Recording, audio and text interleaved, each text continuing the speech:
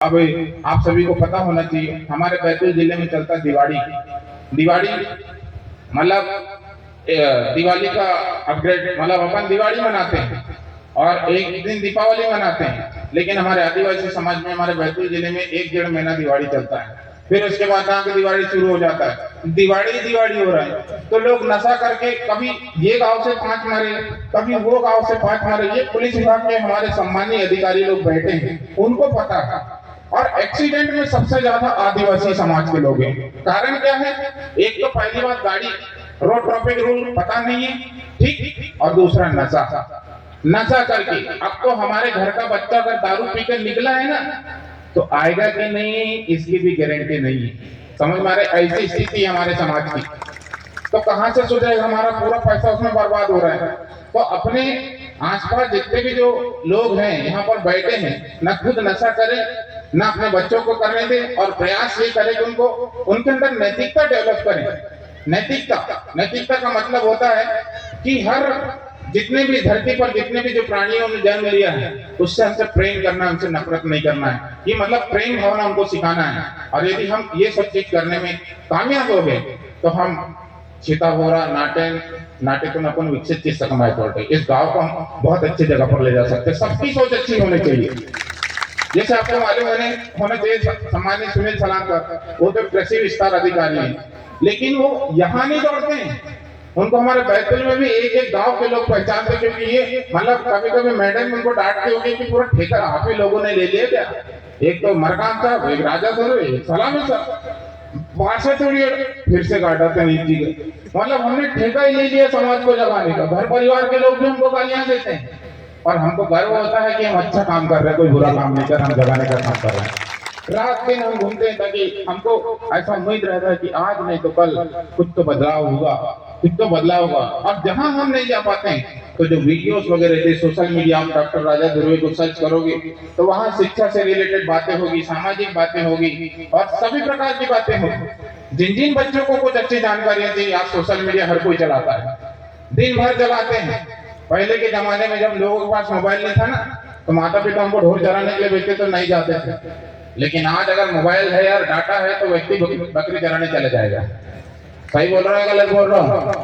पहले नहीं जाते थे क्योंकि पहले मोबाइल नहीं था। अब मोबाइल हो और डाटा हो तो घर वालों से टाटा हो जाएगा सामने, क्योंकि उसको कोई लेना देना नहीं है। इसीलिए कहीं ना कहीं क्या होता है, बच्चा मोबाइल में घुसा पड़ा है। मैं पहला सही में तारीफ नहीं कर रहा हूँ, मतलब झूठी तारीफ नहीं कर रहा हूँ, पहला ऐसा कार्यक्रम देख रहा हूँ कि सारी नारी शक्तियां, सारे पितृ शक्तियां गौर से सुन रहे थे, खोया पुण्यम को बहुत अच्छे से सुन रहे थे। नहीं तो कई जगह मैंने देखा हूँ मोबाइल निकाल लेते हैं, सब इधर उधर लगे रहते हैं। तो फिर क्या होता है, कभी दादाजी भी कुछ अच्छी जानकारियां देते होंगे तो अपन नहीं सुन पाते हैं। फिर अगले बात है, जब अपन रोन अंतड़ी का कार्यक्रम खत्म आसन था नहीं, बांग बेची मियाँ सासू माँ पूछे क्या था होगा, आपकी सासू माँ पूछते हो कि क्या कार्यक्रम में क्या हुआ?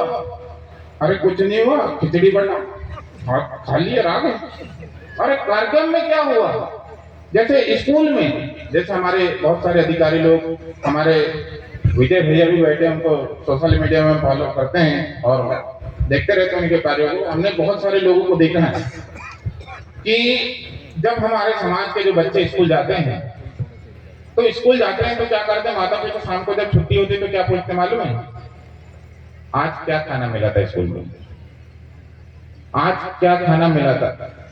तो बच्चे की टेंडेंसी, जो मानसिकता या प्रवृत्ति, वो क्या बनी रहेगी? कल भी स्कूल जाएगा तो नैन जौड़ी कुसड़ी कुर्सी था, दाल चावल मिला था, कल क्या मिलेगा? पूरी सब्जी मिलेगा। तो दिमाग में क्या है, खाने का ही लिखा है ना, वो दिन भर खाने के बारे में सोचेगा।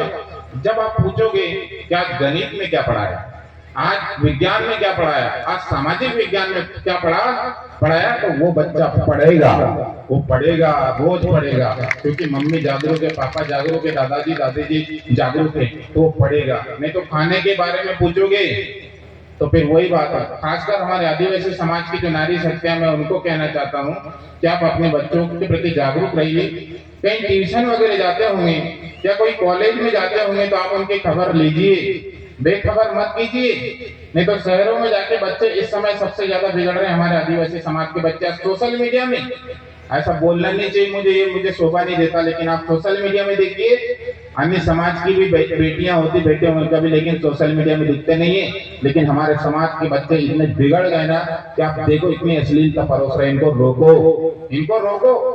मोबाइल का जितना उपयोग है वो उतना ही होना चाहिए, लेकिन अगर ये लोग खुले में अश्लीलता फैलाने का काम करते तो हम किसको बोलेंगे? भाई हमारे घर की चद्दर फटी है, हम दूसरे को ज्ञान देंगे तो फिर सुनेगा कौन? तो शांतराज का एक उदाहरण है। हम मतलब हमको मन की शक्ति देना, मन विजय करें और दूसरों की जैसे पहले खुद की जय करें।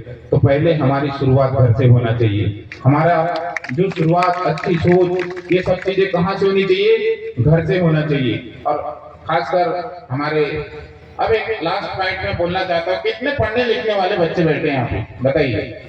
12वीं पास, 12वीं का एग्जाम, 10वीं का एग्जाम कौन कौन देने वाले हैं? तो भैया देखिए, हम लोग एक बहुत बड़ा संस्थान भी चलाते हैं। वो क्या है, कुर्ता पैजामा पहनता हूँ तो नेता टाइप लगता हूँ, पर नेता हूँ नहीं। हो सकता कल बन जाऊं, कोई भरोसा थोड़ी नहीं। आजकल जमाना, चाय बेचने वाले व्यक्ति प्रधानमंत्री बन सकता है, तो मैं तो MBBS डॉक्टर हूँ। सही बात है, कुछ भी हो सकता है।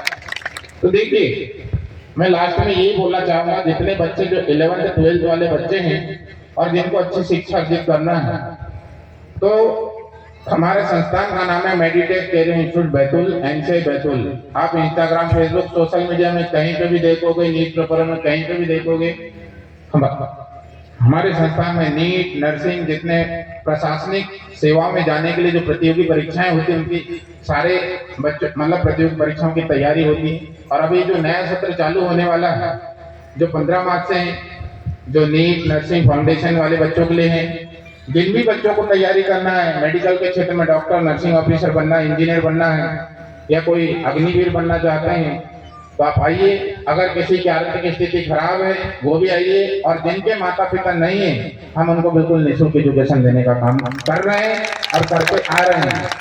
ये इतिहास गवाह है, कम से कम 2013 से मैं मंचों को साझा कर रहा हूँ, तो ये 2025 है। और मंच में बोलना मैं 2001 से स्टार्ट किया हूँ। 2001 मतलब मैं 6वीं क्लास में था, तब से मैं लोगों को मार्गदर्शन देने का काम कर रहा हूँ, इतनी सी उम्र से। तो काफी अच्छा उम्र है, कितने हजारों बच्चों का भविष्य बना है। मुझे बहुत खुशी होती है कि अगर हर जिले में एक आध हमारे जैसा व्यक्ति पैदा हो जाए ना, वो सोचे कि इस बच्चे के अंदर प्रतिभा है, इसको बस मार्गदर्शन की आवश्यकता है। तो दुनिया बोलते ना 21वीं सदी में, भारत को सभी लोग 21वीं सदी में विश्व गुरु बनाना चाहते हैं, लेकिन कैसे बनेगा? जाति धर्म से नहीं बनेगा, वो बनेगा शिक्षा से, रोजगार से, टेक्नोलॉजी से। समझ में आ रहा है? हमें शिक्षा की ओर अपने बच्चों को अग्रसर करना है, रोजगार की ओर अग्रसर करना है, स्वरोजगार की ओर अग्रसर करना है। तो निश्चित तौर से हम जिस भारत की कल्पना कर रहे हैं वो बनेगा।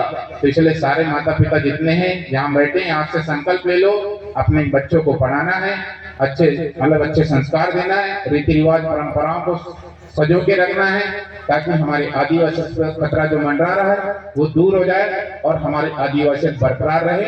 ऐसी बातों को मैं लेकर मैं विराम देता हूँ, क्योंकि थोड़ा सा हेल्थ इश्यू भी है, इसलिए मैं अपनी बात को यहीं रोकता हूँ। बहुत बहुत धन्यवाद आप सभी का, आप लोगों ने मुझे गौर से सुना। धन्यवाद।